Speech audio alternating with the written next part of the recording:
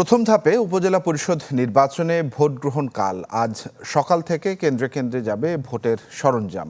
141টি উপজেলায় কেন্দ্র রয়েছে 11,500-এর মতো, আর দুর্গম এলাকার 424টি কেন্দ্রের ভোটের আগের দিন যাবে ব্যালট পেপারগুলো, আর 11,132টি কেন্দ্রে পাঠানো হবে ভোটের দিন সকালে।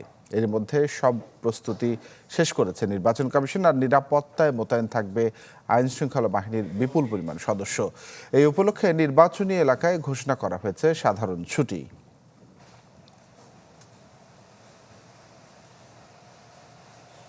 দর্শক, আমরা নির্বাচনী সরঞ্জাম বিতরণের খবর আপনাদেরকে জানিয়ে দেব। লালমনিরহাট এবং শেরপুর থেকে খবর জানবো। লালমনিরহাট থেকে মাহফুজ বকুল এবং শেরপুর থেকে আমার সঙ্গে যুক্ত রয়েছেন ইমরান হাসান রাব্বি। শুরুতে মাহফুজ বকুল, আপনার কাছে একটু জানতে চাই, লালমনিরহাটে কি খবর রয়েছে নির্বাচনী সরঞ্জাম বিতরণের?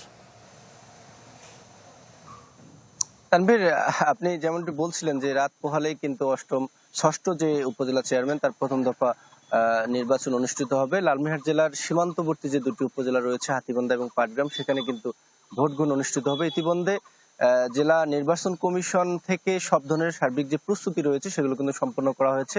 আমি কথা বলেছিলাম জেলা যে রিটার্নিং কর্মকর্তা লুৎফর কবির, তার সাথে তিনি যেটি বলছিলেন যে গত রোববার নির্বাচন কমিশন থেকে নির্বাচনের ব্যালট পেপার থেকে সরঞ্জাম আদি হাতীবান্ধা এবং পাটগ্রামের জন্য সেগুলো কিন্তু এসে লালমনিরহাটে এসে পৌঁছেছে। তারা সেগুলো কিন্তু যারা ভোট গ্রহণ করবেন পোলিং অফিসার সবাইকে প্রশিক্ষণ দিয়ে তৈরি রেখেছেন। এবং আইন শৃঙ্খলা বাহিনী যদি একটু কথা বলি, জেলা রিটার্নিং কর্মকর্তা যতটুকু জানিয়েছিলেন যে এই হাতীবান্ধা এবং পাটগ্রামের প্রত্যেকটি ইউনিয়নে একজন করে নির্বাহী ম্যাজিস্ট্রেট থাকবেন এবং উপজেলাতে জুডিশিয়াল ম্যাজিস্ট্রেট একজন থাকবেন। এছাড়াও আইন শৃঙ্খলা বাহিনী, পুলিশ থাকবেন, পাশাপাশি বিজিবিও মোতায়েন থাকবে এবং তারা যেটি বলছেন যে সাদা পোশাকে গোয়েন্দা নজরদারি সেটিও থাকবে। একটু তথ্য জানিয়ে রাখি, গতকাল রাত 8টা থেকে কিন্তু এই হাতীবান্ধা এবং পাটগ্রাম উপজেলায় নির্বাচনী যে প্রচারণা সেটি সময় শেষ হয়েছে।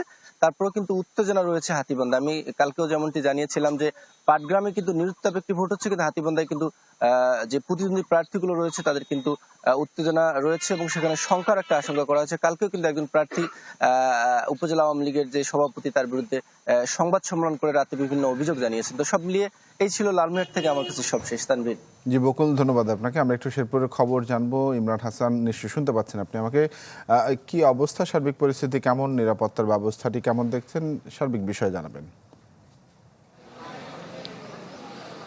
তানভীর, ইতোমধ্যে ষষ্ঠ উপজেলা পরিষদ নির্বাচনের শেরপুরের সীমান্তবর্তী দুটি উপজেলা ঝিনাইগাতি এবং শ্রীবর্দীর প্রচারণা কিন্তু শেষ হয়েছে। আমরা দেখেছি যে বিভিন্ন সময়ে বিভিন্ন এই অভিযোগের মধ্য দিয়ে কিন্তু এই নির্বাচনী প্রচারণা শেষ হয়েছে। আজ সকাল থেকে ব্যালট বাক্স, ব্যালট পেপার সহ বিভিন্ন সরঞ্জামগুলো কিন্তু সরবরাহের কথা রয়েছে। আমি রয়েছে এখন এই মুহূর্তে ঝিনাইগাতি উপজেলা পরিষদের সামনে।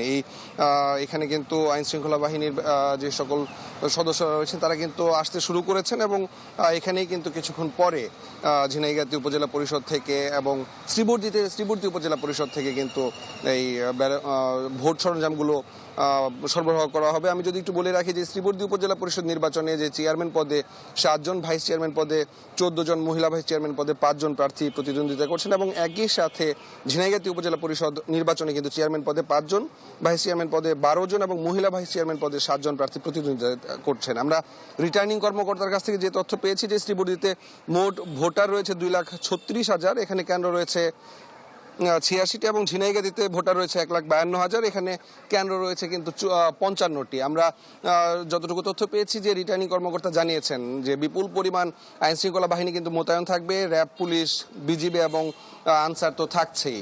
এই ছিল আমার, বুঝতে পেরেছি। ধন্যবাদ আপনাকে আমাদের সঙ্গে যুক্ত হবার জন্য। ইমরান হাসান রাব্বি জানাচ্ছিলেন শেরপুর থেকে।